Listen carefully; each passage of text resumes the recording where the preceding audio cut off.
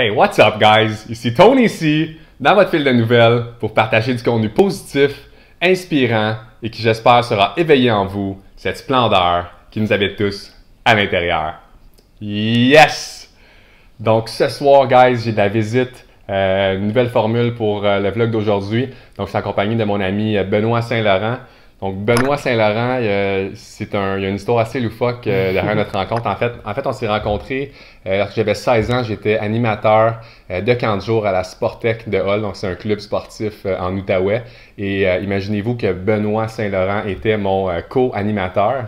Et c'est la première fois que c'était Bob. Moi, je m'appelais E.T. Et Benoît, donc, on s'est perdu de vue après cet été-là de mes 16 ans.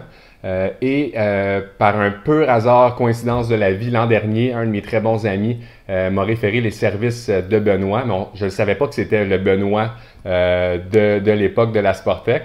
Donc Benoît, c'est un nomade digital. Donc Benoît, il travaille donc à l'étranger avec son laptop et il nous a donné un gros coup de main au niveau des publicités sur Facebook et sur LinkedIn avec l'Académie 2080. Il a passé du temps en Thaïlande. Là, maintenant, il se trouve à Cluj, en Roumanie. Et il est de retour pour le temps des fêtes pour passer un peu de temps avec la famille et les amis. Et donc, se revoir en vrai parce qu'on avait communiqué donc, via Skype et Hangout pour nos contrats ensemble. Et donc, à un moment donné, dans nos interactions, j'avais toujours eu l'impression que je connaissais Benoît puis je ne savais pas de où. Puis à un moment donné, il me dit « Hey, t'étais-tu E.T. au camp de jour à Sportec en telle année? » Puis j'étais comme « Oh my God! » Là, tout a fait du sens. La vie fait drôlement les choses des fois. Alors Benoît, donc on a connecté ensemble il y a tellement longtemps et on reconnecte aujourd'hui dans un contexte d'affaires.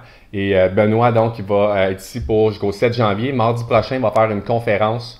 Il va parler donc de sa profession de nomade digital. Il va expliquer un peu à ceux qui connaissent moins ça, c'est quoi être un nomade digital, comment ça fonctionne au niveau des visas. Il va faire ça. Je vais laisser la parole à Benoît, il va pouvoir expliquer un peu qu'est-ce qu'il fait, mais c'est pour vous démontrer en fait la puissance du réseau, comment c'est important de respecter les gens qu'on rencontre parce qu'on ne sait jamais quand on va les re-rencontrer dans notre vie, que ce soit avec un employé, un patron ou un collègue ou un ami. Donc, toujours essayer d'entretenir des relations les plus positives parce qu'on ne sait jamais de quelle façon ça peut nous revenir dans la vie. Donc, Benoît, juste glisser un petit mot sur ta conférence de mardi prochain, peut-être. En fait, c'est ça. Ça fait un peu plus d'un an que je voyage à travers le monde puis que je travaille avec mes clients du Canada. Moi, je fais du marketing web, donc je travaille de mon ordinateur. C'est facile pour moi de travailler à distance, dans le fond, du moment que j'ai une bonne connexion Internet.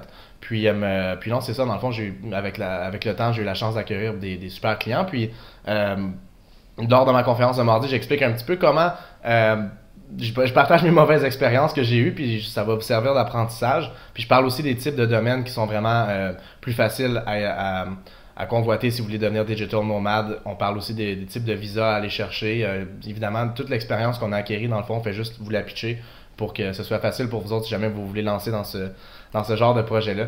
Puis si je peux conclure aussi sur ce que tu disais par rapport au réseau, je suis 100% d'accord, c'est vraiment important parce que moi, des fois, j'ai des collègues avec qui je faisais des projets à l'université qui sont devenus des amis. Puis des fois, on ne sait jamais ce qui arrive si ça a donné plus tard que c'est devenu des clients. Étienne, c'est un autre bon exemple aussi parce que le fait qu'on a réalisé qu'on se connaissait déjà puis qu'on avait déjà un historique, puis on le savait, je sais pas pourquoi, peut-être subtilement, mais ça a vraiment facilité l'échange de travail puis la communication dans tout ce qu'on faisait. Donc, c'est vraiment tout le temps favorable de garder des bons contacts à travers le temps. Yes, Ben. Donc, merci beaucoup. Je vais mettre dans les commentaires le lien pour aller avoir les informations, vous inscrire. Je pense qu'un coût, c'est 10 $ pour le billet mardi. Moi, je vais être là-bas si ça vous intéresse. C'est à Montréal, dans un espace de coworking. Donc, toutes les infos vont être dans les commentaires. Et donc, là, on va aller passer une petite soirée tranquille, moi et Benoît, pour reprendre le temps perdu. Donc, bonne soirée, bon week-end. On se retrouve demain, guys. Ciao.